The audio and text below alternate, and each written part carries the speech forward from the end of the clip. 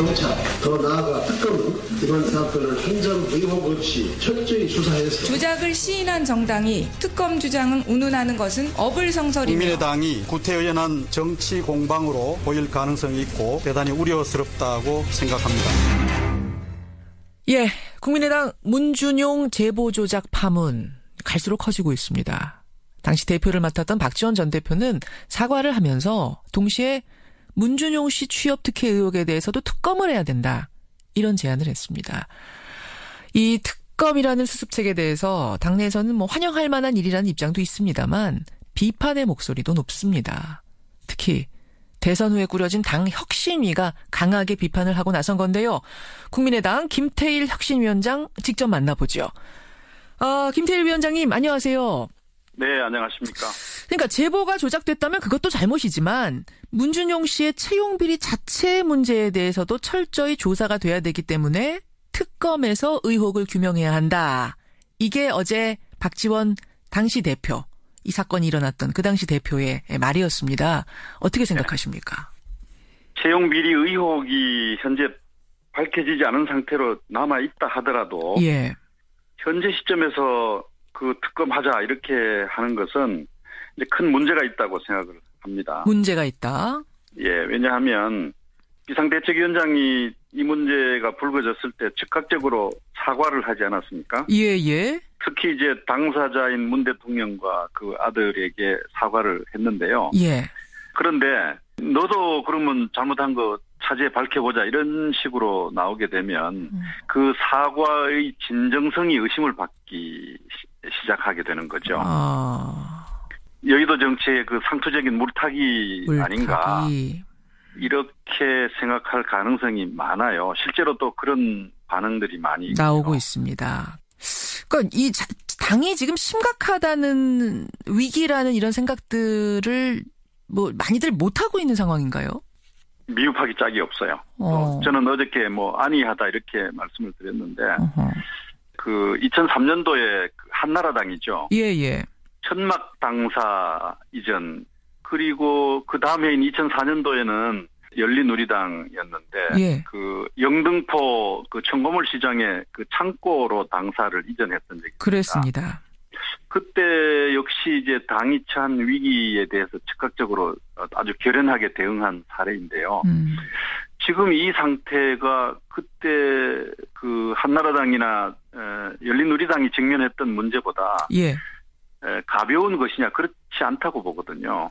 한나라당이 천막 당사로 달려가야 됐을 그 정도 수준과 지금 다르지 않은데. 네, 그런데 지금 현재 당의 대응 방안은 예.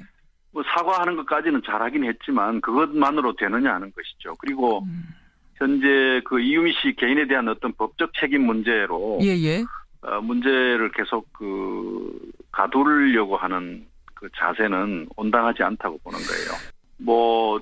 조작을 알았느냐 몰랐느냐 어느 선까지 책임이 있느냐 이런 얘기로만 이제 빙빙 도는 것 같아요. 그것은 검찰이 할 일 아닙니까? 알겠습니다. 지금 정치적인 책임을 즉각적으로 지고 한나라당이 천막 당사로 달려갔듯이 과거에 열린우리당이 청가물 시장 달려갔듯이 해도 모자를 판인데 너무 아니하다 이런 말씀. 그렇다면 정치적 책임은 어떻게 져야 된다고 보세요? 어떤 방법? 현재는 그 조작된 증거를 가지고 선거 과정에 활용을 하지 않았습니까? 예예. 그 활용을 했던 책임자들에 대해서 이제 뭔가 책임을 밝혀야 되죠. 그분들은 나는 몰랐다 하는데도? 아니, 그러니까 몰랐다라는 사실만으로 설명이 안 되는 거예요. 설명이 몰랐다, 그것이 조작된 것이라고 하는 것을 몰랐다 하더라도. 그것도 문제. 잘못된 것을 가지고 잘못 활용을 한 거지 않습니까? 그것이 또 민주주의의 근간을 파괴하는 일이었고요. 그 부분에서 말이죠. 당시 후보였던 그러니까 이 조작이 결국은 안철수 후보를 당선시키기 위해 만들어진 조작이었고 정점에는 안철수 후보가 있지 않았느냐. 물론 그분도 몰랐겠지만 그렇더라도 안철수 후보가 나서서 사과를 해야 한다. 뭔가 지금 액션을 취할 때지 이렇게 가만히 계실 땐 아니다라는 의견에 대해서는 어떻게 생각하세요? 저는 개인적으로 안철수 후보가 빨리 이 문제에 대해서 입장을 밝혀야 한다고 봅니다. 현재 이유미 라는 그 당사자와 예. 또 이준석 전 최고위원이 특별한 관계가 안철수 전 후보와 있다고 하지만 예. 그런 관계 때문이 아니라 후보가 최종적 책임을 지는 선거 과정에서 일어났던 일이지 않습니까? 그렇죠. 그리고 이것은 그 민주주의 가치를 훼손하는 아주 중차대한 문제이고요. 그런 측면에서 전 후보가 빨리 이것을 코멘트하고 정리를 해야 하지 않나 싶어요. 코멘트를 하면 뭐 이제 사과를 말씀하시는 거겠죠. 그렇습니다. 뭐 잘한 일이 아니지 않습니까? 알겠습니다.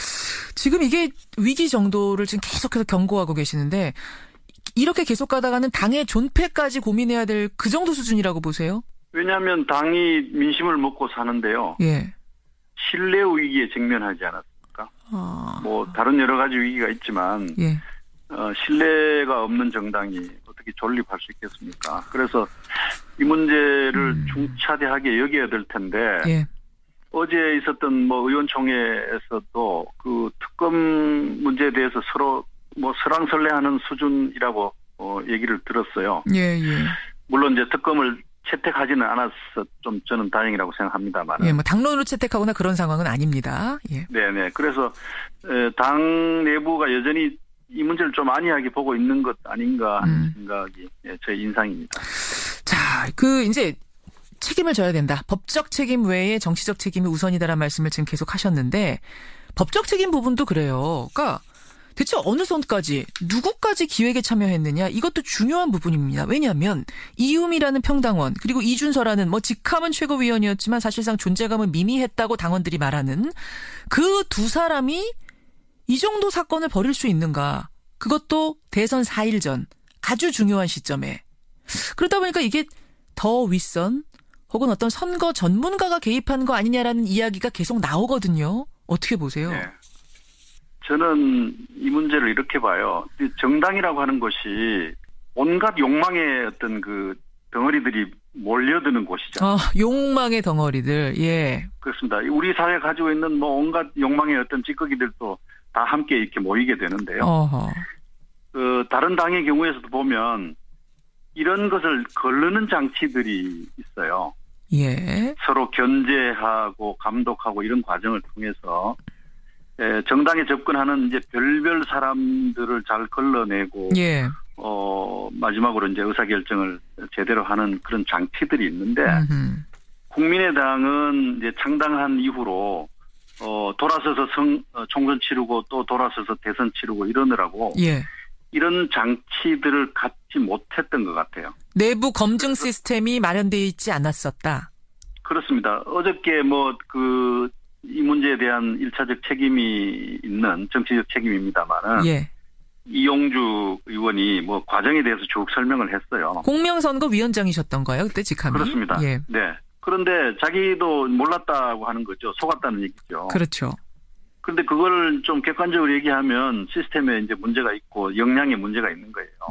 그래서 이런 점들을 갖추지 못하면은 국민의당이 존립하기 어려운 것 같고요. 그다음에 지난 선거가 역시 이런 이유 때문에 후보 개인 중심으로 치러진 것이 너무나 명백해요. 안철수 후보 개인 중심으로 이제 시스템이 그 선거대책 기구들이 짜지고 후보 개인 중심의 어떤 선거대책 운영이 드러났던 것 같아요. 알겠습니다. 시스템으로 굴러가지 못했던 공당으로서의 어떤 시스템을 제대로 갖추지 못한 채 선거가 치러지면서 이런 허점들이 드러났다. 근데 정말 이게 참 상식적으로 이해가 안 가는 게 어제 이용주 위원장도 설명하셨습니다만 회의 자리에서 이 제보를 가져왔을 때 미심쩍다라고 하는 얘기들이 있었다는 거예요. 그러면 쉽게 말해서 그 학교에다가 파슨지 스쿨에다가 이런 사람이 있었냐고 전화 한 통만 했어도 크로스 체킹이 됐을 텐데 결국 그걸 한 사람이 없었다는 얘기 아닙니까? 눈에 뭐 씌었다 하는 얘기가 있지 않습니까? 있죠. 아마 선거 막판에 떨어진 지지율을 반전시켜야 되겠다고 하는 그 욕심, 예. 뭐 개별 몇몇 사람들의 어떤 그 공명심 또 허영심 뭐 이런 것들이 함께 결합해서 최악의 결과를 만든 거 아니죠. 이제 당이 뭐 혁신을 해야죠. 혁신을 해야 될 텐데 혁신을 할 내부 동력은 있다고 생각하세요?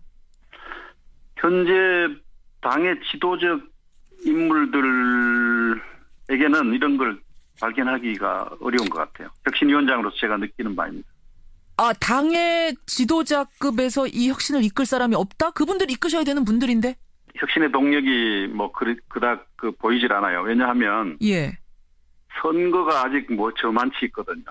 다만 이제 내년도에 지방선거가 있다고 하는 점, 그리고 국민의당을 만들어준 것은 국민의 뜻이지 않습니까? 예. 그런 이 다당제를 실현하라. 이것이 역사적인 진보이다. 이런 국민의 명령이 있다고 하는 점, 이런 점들이 혁신의 동력이긴 한데 예. 당사자들은 아직도 그런 부분에 대해서 어떤 긴장감이나 소명감이나 이런 것들이 아주 부족한 것 같아요. 부족하다. 그래서 저는 그 혁신의 동력을 당원과 지지자들로부터 만들어야 되겠다 이렇게 생각을 하고 있었는데 예. 이런 일이 터지니까 이제는 당원이나 지지자들도 힘이 빠지지 않겠나 싶어서요. 굉장히 걱정스럽습니다. 당의 존폐까지 고민해야 될 정도라는 이 외부에서 들어간 혁신위원장의 이 말, 사실은 당 내부에서 굉장히 뼈아프게 새겨들어야 될 지점 같습니다. 지켜보겠습니다. 김태일 위원장님 고맙습니다. 네, 감사합니다. 예, 국민의당 혁신위원장입니다. 김태일 위원장이었습니다.